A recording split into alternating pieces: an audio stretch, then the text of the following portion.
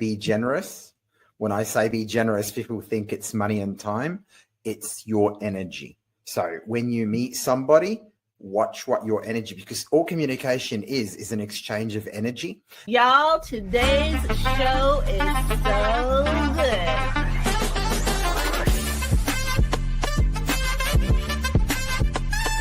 But number one, I've never seen an intro like that. It is my hope and desire that not only will episode 30 still be fun, but episode 300 will be even more fun. You are made for something great, so go and be awesome.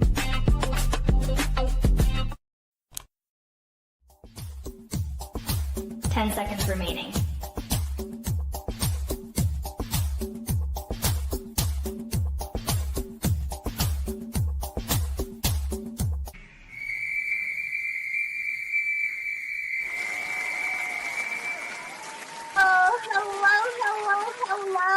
And welcome to the show.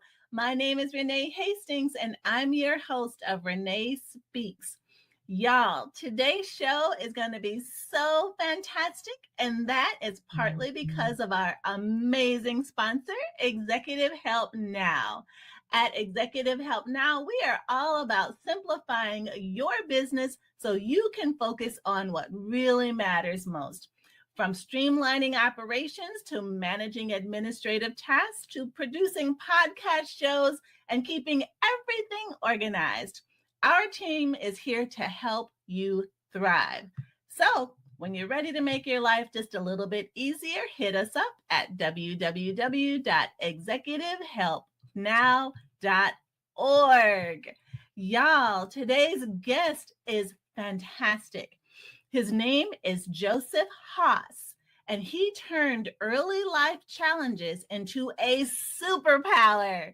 Abandoned as a baby and raised across Europe, Turkey, Singapore, and Egypt, he developed a unique ability to connect with people from all backgrounds.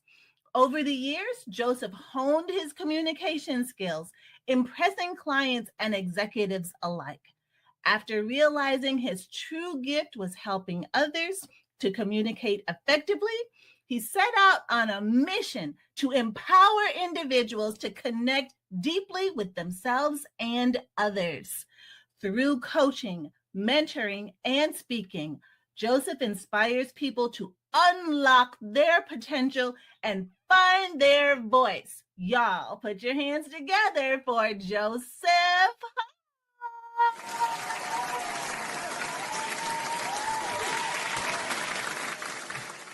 Hello, Renee. Thank you so much for having me. It's great to be on your show.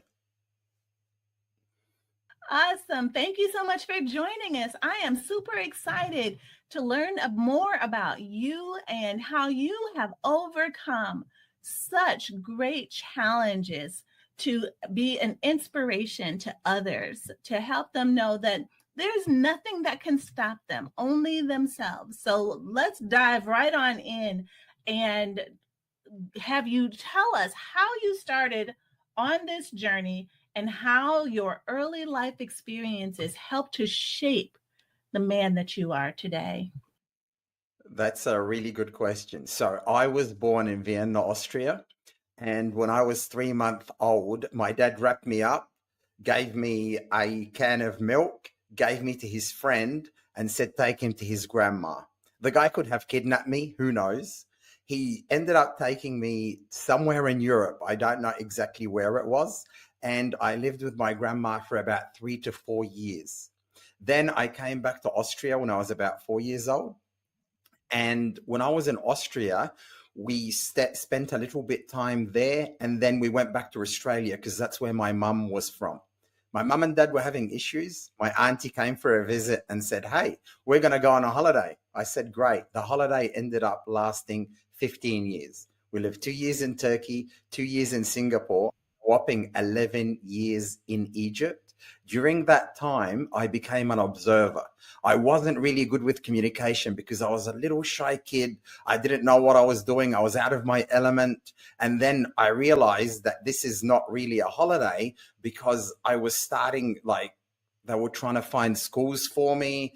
It was like a very weird situation. And I found that I had to observe how people are communicating, what they're doing. And my auntie always used to say, what are these people doing? What do you think they're thinking? So I learned how to read the body language at an early age and have really good observation skills. And that is truly the first thing that you need when you want to be a communicator.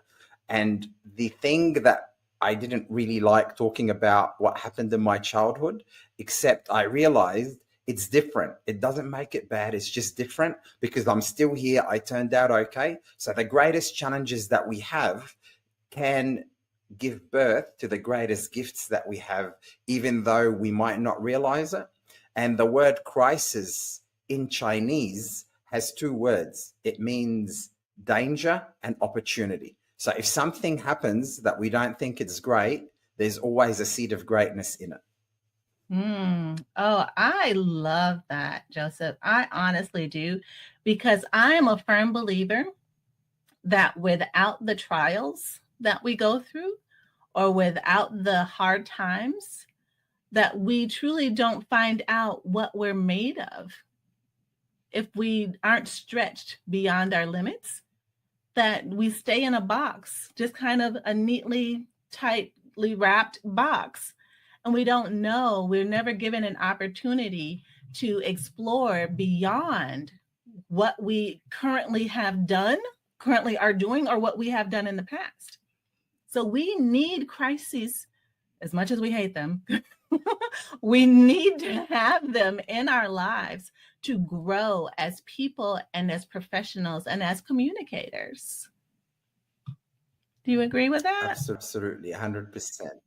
I totally agree. And also, it shows you what you're made of. And anything that happens to us is not necessarily good or bad. It's the way you look at it.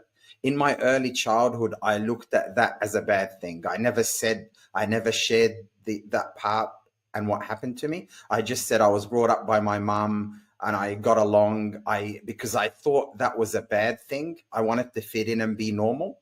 And what I discovered is it's just different. Because if you're alive and here, everything went right. It just went in a different way. And I used to always be like, I'm strong. This is the way I am. But true strength comes from vulnerability. And I'm not saying vulnerability like, look, this is what happened to me and cry. And it's more about sharing yourself authentically and also putting yourself out there and letting people really get to know you. And the people that will know you are the ones that are your people. The people that don't accept you are not your people. And that's perfectly fine. That's right. Because everybody can't be your people. You don't want everybody to be your people anyway. Right? It's too many. We just need some really good ones that really relate to us, understand us, appreciate us, value us, just really treat us well, respect us. Those are the people we want in our lives, not people who are negative and nasty and saying bad things or whatever. So we can choose who we allow to in our space and in our lives, and what we allow our ears to listen to or our eyes to see, and what we allow into our spirit. We don't have to allow in everything. We just don't. That's just not even wise. 100%. I like to think of it as we are like a border of a country, and we impact people in a really nice way, and at the same time let them impact us in the way that we want. And if something doesn't support us, we don't have to accept it. We let people, if somebody does something to our body, we defend ourselves, yet we don't let them, we let them in our mind. It's like you have control over your mind and you don't have to accept what people tell you that doesn't support you. That's right. So then, Joseph, how would you say that, what does it really mean to communicate authentically? What does that mean? To communicate authentically means to be genuine. The main thing is to be genuine and really connect with people by, number one, becoming aware of yourself and how you're communicating, becoming aware of them and their state, and listening to actually understand, and suspending judgment. You don't have to have your internal dialogue going on. Just listen to what they're saying and aim to understand it. and then speak your truth. The main thing is to speak your truth. And if you don't speak your truth, that is perfectly fine. The main thing is they need to feel understood, because most people don't feel understood. Once you understand them, that already is very authentic. And at the same time, we need to connect with them at a deeper level. And what we do to connect with people is we do it in 3 steps. 1, we create trust. The quickest way is to use empathy. The quickest way to connect with somebody is empathy, which means putting yourself in their situation, not sympathy, which is like, poor you. It's empathy, feeling what they're feeling, going through their journey with them as if you're with them. And at the same time, people connect through finding commonalities, except that is not enough. We need to ask open-ended questions to understand them better. And at the same time, we mirror and match their body language, their tonality, and the words that they say. We don't interpret our words the way the actual word means. We give it our own meaning. I asked people, what does the word power mean? 100 people, 100 different answers. The word power actually means the ability to act. I got told it's strength, it's the government, it's control. It's like it wasn't the right word and the right meaning for it. And they did the same experiment with money. They asked people, what does money mean? Each person came up with a different meaning for the word money. So they said, these people don't understand money. Let's get bankers, stockbrokers, and financial planners. And they also came with a different meaning to the words. When you use the same word as the person uses, you invoke feelings inside of them, and you create a deeper connection. If somebody says, I'm ecstatic to be here, and you say you're happy to be here, it creates a disconnect. And of course, it has to be genuine. Like, you have to really be connecting with them on a genuine and doing the best in their best interest. Your communication is for their best interest. So that's step number 1. Step number 2 is find out what they want and know what you want, and then connect it. I always draw this. I've drawn this like years ago. It's 2 little circles with a black area that intersects. And I'll try and do this so you can see it better. This is them and this is me. And we connect on the intersecting area. That's where the magic happens. What they want, what I want. And if you are employed by somebody, there's a 3rd circle. There's you, your employer, and your client. And you work in the black area where you know what you want, what they want, and then that's where the magic happens. And that's step number 2. And that's when you find out what they want, find out what you want, you know what you want. The step 3 is finding that common ground, and that will be a win-win result. There's no other way, because you're not just telling them what you want so they think, oh, you're in it for yourself. You're really listening to what they want, understanding it, putting what you want, and creating the win-win result and the outcome that is desired, where everybody wins. Right. I love that. Well, because everybody wants to feel heard. Everyone wants to be understood. And so I think that illustration is very helpful in helping to see how to do that, how to find that common ground, how to have that empathy, and to be able to understand that person, to meet them where they are, and then come in and see where the commonalities are that you guys can start from as a foundation to build on. So I think that is so smart and so wise as a communicator, and all of us as business people, entrepreneurs, business owners in corporate America, everyone, even if you don't work and you have a spouse, all of these tools and techniques are helpful to getting better at communicating in those areas. So, Joseph, when you think about it, how can someone really start to build stronger connections in both personal and professional settings when it comes to communication?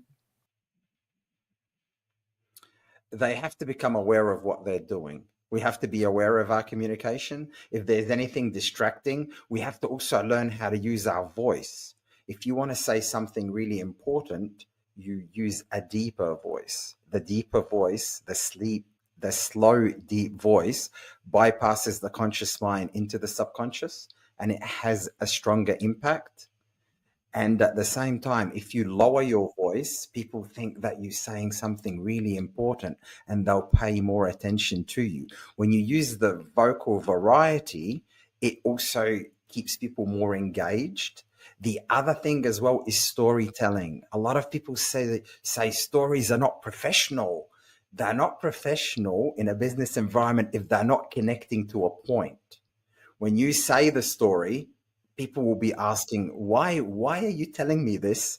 You have to connect it to the point that you're making. And the great speakers that we see have great impact because they work on their stories to put all the emotions. They're not just reporting like the news. They're saying, this is how I felt. This is what I saw. This is what I heard. The other person said this, and they give that you're living through the story.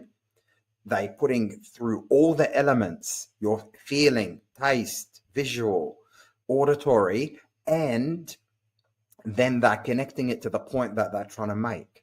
And that creates a very strong impact. So we need to become storytellers, and it doesn't have to take so long.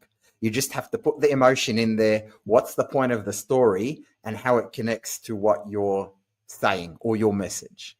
Right. Oh, that is so good. And I love how a couple of things that you just mentioned about when you lower your voice, and it gives it so much more authority, especially as women. I think we need to sometimes work on that. And especially if we're in a male dominated field, in order to be received on a somewhat more equal playing field, that when we speak with a deeper voice, then we kind of command a little bit more respect.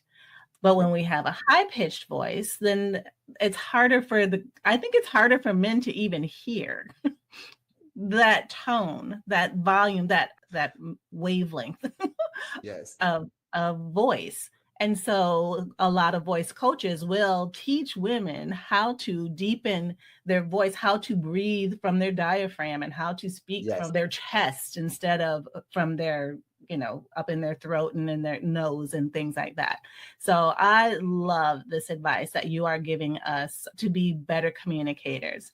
And it reminds me of a story when I was really upset, and my now husband was a masterful communicator, and he was trying to talk to me. And so he would speak in a slow and low volume because I was a yeller and a screamer and all the bad things. I'm no longer that way, but I used to be. But he would speak in a slow and very low, almost hard to hear tone. So it literally calmed me down because I had to strain to hear the words that were coming out of his mouth. So I'm a living witness and proof that what you just said actually works. If you want people to listen to you, speak at a lower tone, at a slower pace, and it was almost a whisper that he was speaking to me. So he didn't even get bought into all the emotion of what I was going through. He maintained his own true self and what he had learned and how he learned to handle these volatile situations, and just brought me in along with it. And so it worked at tempering the situation, calming me down. The other thing he gave me was an ice cold glass of water, which after I drank it, I was in shock. Like smacked me up that side of the head and brought me back to myself. So I quit acting like an idiot. Really powerful.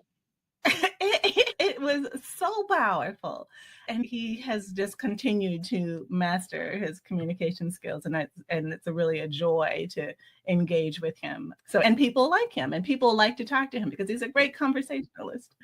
So it just kind of works its way all the way around, whether it's personal or business and all of the things. But being a great storyteller and being a master of your voice and how your voice is coming across makes a huge difference in how people receive you and your message, which is something we need to keep in mind as business owners. Like, especially if we're trying to pitch a proposal or something.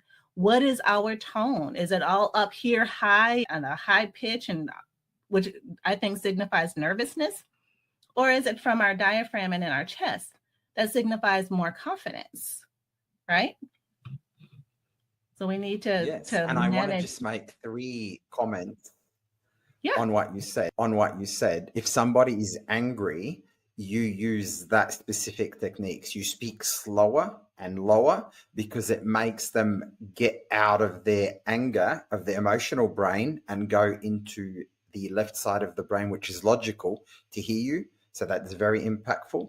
The other thing as well, there's something called leap, which you use. You listen, leap. Yeah, leap as in leap, but it doesn't mean leap. It means you listen to them, and then you acknowledge and listen, then empathize, like empathize with their state, then acknowledge their state. Because this thing, if they're going off and they're really emotional about it and charged, is very important to acknowledge that, because it's something big for them. And then only after that you propose a solution, because what happens is most of the time people will just go and say, oh, fix it, boom. And that's not what they want. They need to be, it's like kind of a step-by-step process. So you first listen, you provide empathy, you acknowledge that is an issue, even though it might, you go like, what the hell are you, why are you screaming? It's not a big deal, but for them, it's a big deal. And then you propose the solution. So it's very important to do that. The other thing is, don't use a high-pitched voice, because that's annoying to people. Like you mentioned about women speaking, it feels like you're asking a question, like, hello, are you okay? It's like you're asking questions, and it's not pleasant on the ear. The deeper voice creates comfort. And you'll find it also when you see the newsreaders, welcome to blah, blah, blah. We're here to, they always have a deeper voice to impact your emotions better. true. And I think, was it Margaret Thatcher who had to get a voice coach because of how she spoke initially? When she, was it Margaret Thatcher or Queen Elizabeth? One of the ladies over in England had to get a voice coach because the way they spoke wasn't being well received by Parliament or by the people that had to listen to them. Does that sound familiar? I'm not just making. I'm not exactly sure, but I wouldn't be surprised. It's very important, because we have our voice and we have our image, and they both go together. Sometimes you meet somebody and you go, they look really great, until they open their mouth, and you go, and then you meet somebody and they talk, and the voice and the visual image match, and it's really good. But sometimes you see the person and their vocal image doesn't match their visual image, and that can easily be changed anyway if somebody is like that. The other thing that I wanted to emphasize when you said the story about your husband, we have to control our state, because what happens is when we communicate, people think it's just the words. It's not the words. The words are actually 7% of the communication. The tonality, how we're saying it, is 33%, and the body is 60%. So it's very important to see what we're sub-communicating. And you can test this. You can go to a restaurant, and when they come and say, how's the food? Say, with a big smile on your face, it's pretty shit, thank you very much. And they'll go and say, I'm really glad you're enjoying it, because your body is saying, I'm really happy to be here. And the words don't match. The body is much more powerful than the words. That's why we need to choose our words very carefully. We need to choose the tonality very carefully and watch what we're doing with our body. If I'm in a job interview and I go, hello, I'm Joseph Has, great to be here, it's completely different than, hello, I'm Joseph Has, great to be here. It has two different meanings, even though the words didn't change. Right, absolutely, 100%. I can relate to that on so many different levels. And it's all so very true and accurate, and something that we need to keep in mind as a business owner, I find myself in circles where I need to talk about our business to people who may not know about what it is that we do. And if we think they might be a good fit to be a client of ours, I need to present us in a way that matches my enthusiasm for what it is that we do, and the value that we add needs to match the tone of my voice and all the whole body image and projection and everything, because that is so important. People are looking from afar, even from across the room. They can tell what kind of energy you're bringing by your body language. And if you're all slumped and slow and like, I'm here, let me tell you what I got to offer, Yeah. that is a deterrent. He's going to want to be around you. But if your body is showing, I am so excited to be here and I can't wait to tell you what I have to offer or how I can help you, and tell me what's going on, and I want to know, and you're really enthusiastic and you're authentic about wanting to know, that is magnetic, and people want to share with you. And even from across the room, they're like, I saw you and y'all are having this conversation and I want to be a part of this. What y'all talking about? So it's so key. It is so key. So in closing, as we get ready to wrap up, because this has been so important, such a critical aspect of business leadership and ownership, being able to communicate effectively. If no one remembers a single thing today, what is one golden nugget you want them to take away that would be your advice for communication and how to be more effective? You hit the nail on the head, Renee, a little bit earlier when you said your energy. I say be generous. When I say be generous, people think it's money and time. It's your energy. So when you meet somebody, watch what your energy, because all communication is an exchange of energy. And if somebody comes to you and says, hello, Renee, how you going? Meet them where they're at and then bring them up. Don't just go, hello, how you doing? It just freaks them out. So you always got to monitor the energy, because all communication is the exchange of energy. If somebody comes at a low energy, meet them where they are and then bring them up. When you're talking to a lot of people, come with a little bit of higher energy so you can uplift them. And the piece of advice is monitor your energy. And another bonus point, eliminate what distracts. I had one client that kept doing this with his glasses all the time. I said, put your hand under the desk, because this is very distracting. So we need to become self-aware of what we're doing.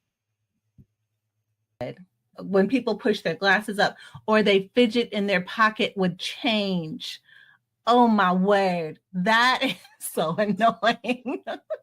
So distracting. Totally takes away from the message. Or they take their pen and they're tapping on their surface with the pen. So distracting. Exactly. So I love those final two pieces of golden nuggets that you shared with us, to meet people where they are and don't get sucked into their negative and down spirit and tone, but bring them up to where you are, leave them with a piece of joy, and then to also get rid of the distractions. So good. So good. So Joseph, how can people stay in touch with you if people recognize that they could be better communicators and they just don't know? How can they find you so you can help them? They can go to my website, which is Ask Joseph Hass, and it's HASS.com. And they can get in touch through sending me a message. They can get in touch through Instagram and Facebook. I put a lot of videos on Facebook that people can learn how to communicate. And definitely, if you want to advance in your communication, because communication equals wealth in all areas of life, and communication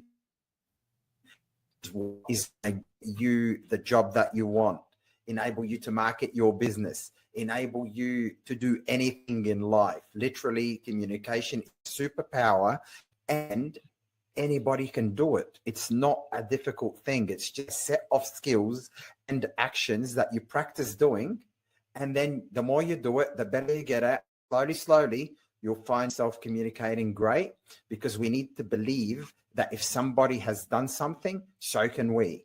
That's really, unless somebody's going to Mars and it hasn't happened before, that's a big challenge. The other things that people have done, anybody can do it. You just have to put your mind to it, do the reps, show up. Don't be afraid of becoming a fool. Just go out there, because the rewards come when you're out of your comfort zone and when you try something new. If you've been doing the same thing and not getting the result, it's time to do something else. Absolutely. 100%. Couldn't have said it better. What a great way to wrap up this show. Joseph, you were made for something great. So go and be awesome.